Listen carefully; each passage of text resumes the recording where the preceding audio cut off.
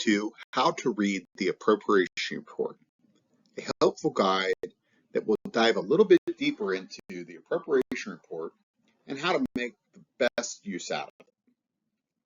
The appropriation report is broken down by fund, department, and then line item so that you can get a good sense of where things are budgeted throughout the city.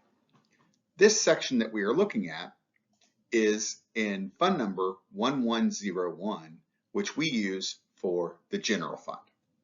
The department is 001, which is the mayor.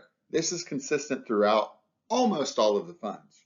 If you look up a fund and you see it's to department 001, this will probably be the mayor.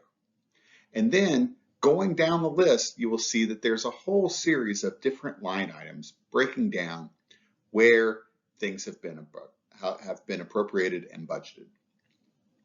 The first on the list is the one we'll dive into, which is the mayor's salary. This report was pulled at the end of June, so we've had 6 months into the year. Let's see how we're doing. So far for the mayor's salary, we budgeted for the year $35,000, which is what was set by the salary ordinance. As you can see, for the year, we have spent $17,500.02 due to rounding. This means that we have a remaining balance of $17,499.98, meaning we have 50% of the money budgeted for the remainder of the year. And with us being 6 months into the year, this makes a lot of sense. Then you can go down the other line items and see how we're doing. There was a budgeted amount for an executive assistant. However, we haven't quite used those funds in that way. So there's still a sizable amount of funding left in that line item.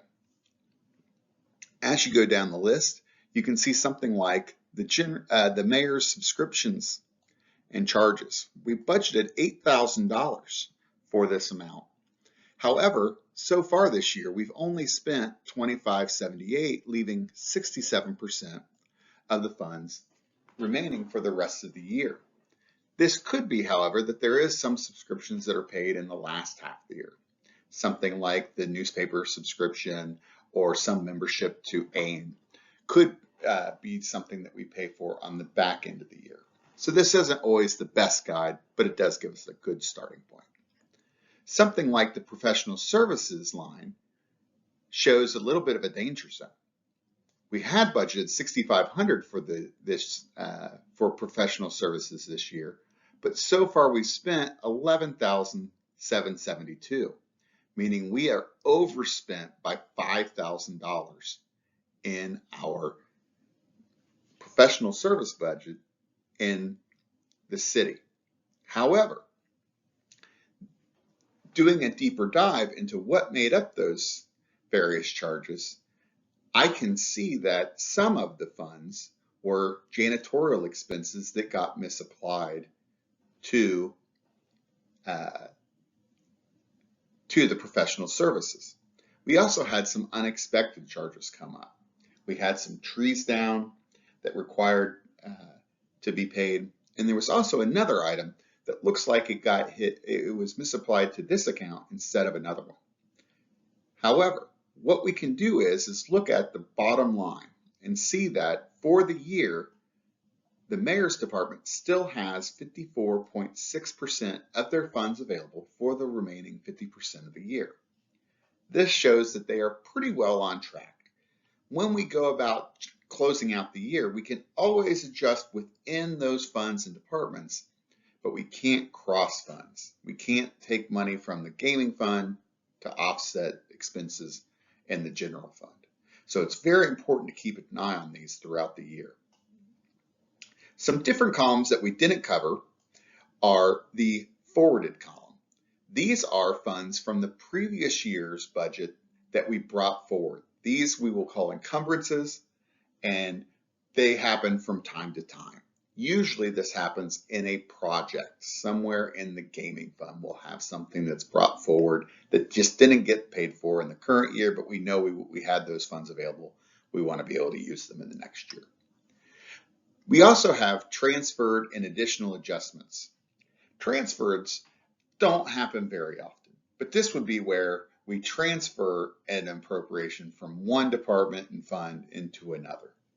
Like I say, doesn't happen too often. We also have an additional adjustments.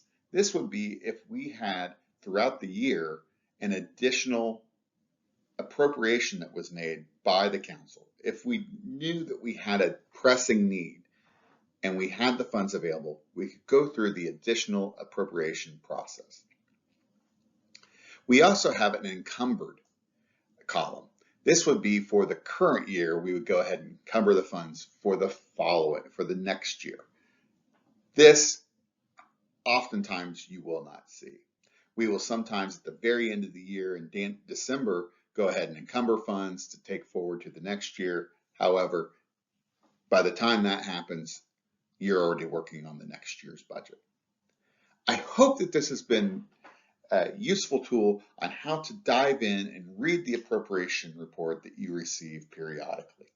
If you do have any questions, please feel free to reach out to the Clerk Treasurer's Office.